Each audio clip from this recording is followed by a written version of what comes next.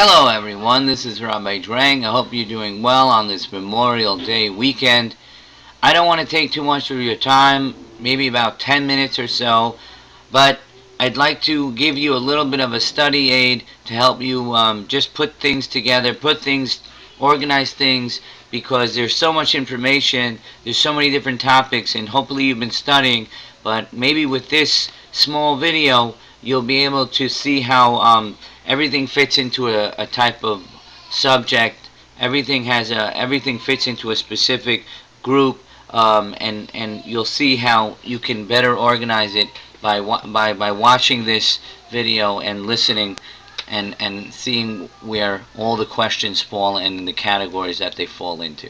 So here's the opening page where I'm showing you the different categories. I start off with focus on the Jews and not on the Egyptians. I'm going to move to Rosh Chodesh. I'm going to move to the lamb and the goat. I'm going to move to the Korban Pesach. I'm going to move to holiday of Passover, Makat Bechorot, the Jewish people's Emunah and faith, and then some Rashis that kind of aren't about any of those things, but they're kind of just nice lessons that we took out from the Perek, that we learned about how the Jews behaved and how they conducted themselves, and from that we saw some interesting lessons. So let's start with the first box over here, the focus on the Jews and not on the Egyptians. We know that the Jews, up until now, we weren't focusing on them. It was time to give payback to the Egyptians. And once that was more or less done, right before it was time for the Jews to leave, Hashem said, okay, now it's time for me to prepare my Jewish people to becoming a nation. Hashem puts focus on the Jews. He gave them two mitzvot. He gave the mitzvah of Korban Pesach and the mitzvah of Brit Milah. Those are the two mitzvot. Even another mitzvah that they were given, so that they can have more merit to leave Mitzrayim, was that they were told that they needed to buy their lamb on the 10th of Nisan.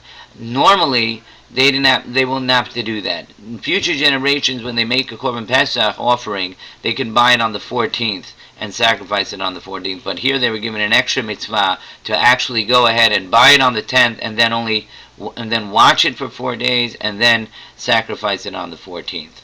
So they were on a very low level, and Hashem gave them these mitzvot to prepare them: the lamb, the Korban Pesach, and the mitzvah of Brit Milah. Before the Torah tells us those two mitzvot, it gives us the first mitzvah the Jewish people got as a nation, the mitzvah of Rosh Chodesh. The mitzvah of Rosh Chodesh is that you have to say that this is the first day of the month when witnesses see the moon like this for the very first time. Another thing that we learned in this pasuk was that not only that, but the first month of the Jewish calendar is Nisan. Nisan is the first month, which makes Iyar and Sivan months 2 and 3. But Nisan, we are told in this pasuk that it is the first month of the Jewish calendar. We finally get into the details of what kind of animal has to be brought for the Korban Pesach. So the Torah tells us it has to be a lamb or a goat. The Torah tells us that you have to buy it on the 10th of Nisan, and you have to sacrifice it on the 14th. Now, when on the 14th can you sacrifice it? No earlier than midday.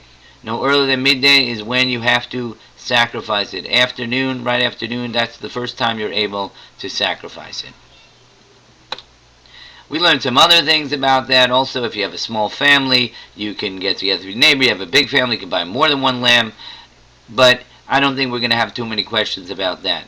So, let's move on from there to some of the rules of the actual, when you sacrifice the lamb, the way it has to be eaten. Now, we're not going to go through every single one of them, because we know and you know firsthand that there are many, many rules that we learned about the Korban Pesach, almost 30. So, let's just name a few here. You look at this first picture over here with the boy wearing his shoes. Maybe you guessed why I put that picture there. Maybe you didn't. But the reason I put the picture there was to remind you that you must wear the Korban Pesach. When you're eating the Korban Pesach, it must be eaten with your shoes still on, with your belt still on, with your staffs in your hand. You have to eat it quickly. We also mentioned that you have to eat it with matzah and maror, We mentioned that it has to be grilled over the fire. You can't broil it in water. It can't be eaten raw. We mentioned you're not allowed to have leftovers, so there's no leftovers. And if you do have leftovers, we mentioned that you have to burn it. We mentioned also you're not allowed to eat it in pieces. You have to eat it whole. And we mentioned at the end of the parak, chapter 12, we mentioned eat it in a group. In one group, eat the korban pesach.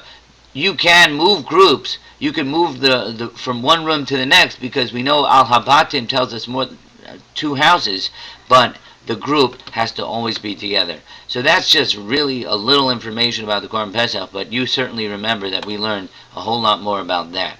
But that's just the bare minimum that you should know. How about some of the rules we learned about the Chag of Pesach? Well, we know that on Chag of Pesach, there's no eating chametz for 7 days.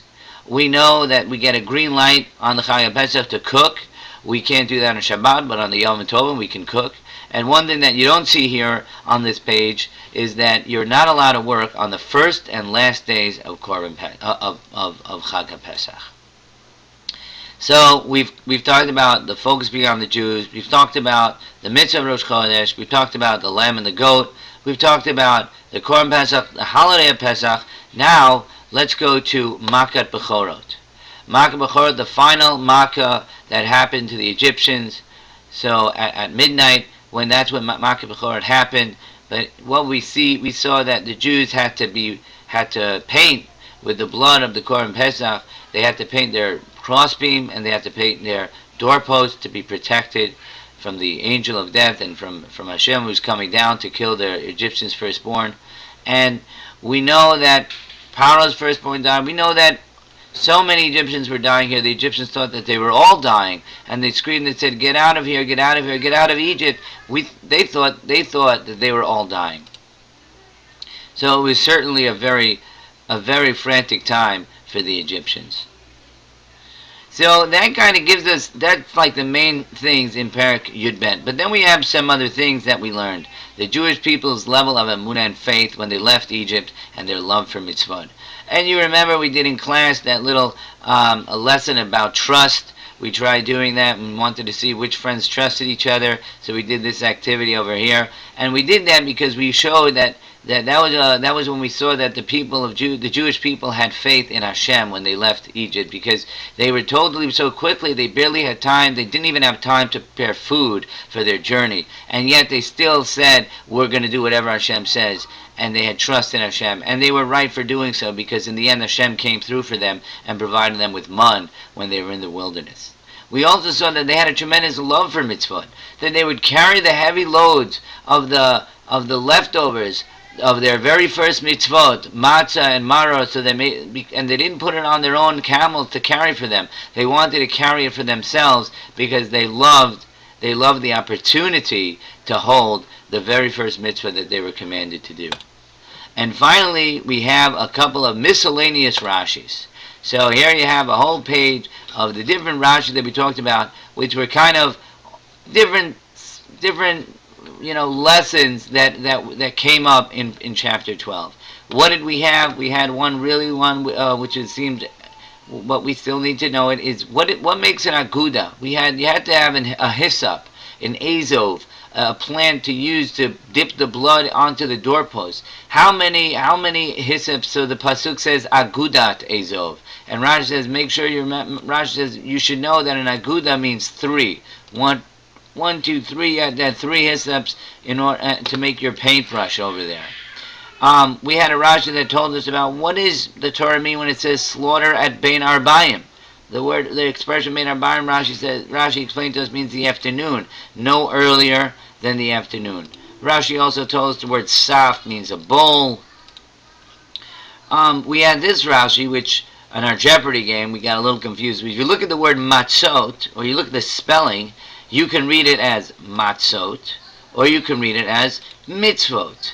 When you read it as mitzvot, we learned that the message is, just like you don't have time to let matzah bake in the oven because then it'll turn to chametz, so too with mitzvot. Don't take time doing mitzvot. Make sure if a mitzvah, an opportunity to do a mitzvah comes your way, just do it. Nike got it right. Just do it, and if you have the opportunity to do it immediately. And one other Rashi that we thought was such an important idea, and that is that it's the thought that counts. That even though the Jews could not have possibly done the Korban Pesach yet, bought it or slaughtered it, because they were told to do those mitzvot on the 1st of Nisan, but the Torah says, Vayelchu, they went, Vayasu, and they did. They did it. They couldn't have possibly physically did it, but Hashem viewed it as if they did it because they determined themselves. They were determined to do it. And from there we see Hashem is willing to look at what a person does, even if they only had the thought to do it, that they would get credit. Even if they didn't get to do it, it's the thought that counts, and they would get credit as if they did it. So there you have it, just a brief review of the main topics of chapter 12. I hope this was helpful, and study well, and Be'ezrat Hashem, you will do fantastic on the test tomorrow. Everyone have a good night.